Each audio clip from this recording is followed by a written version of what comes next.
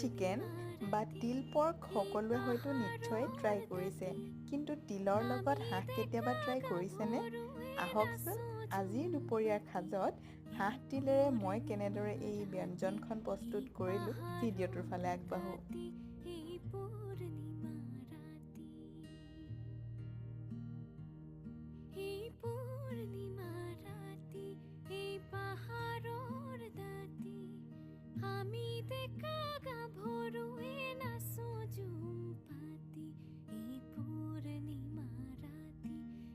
পাহাড়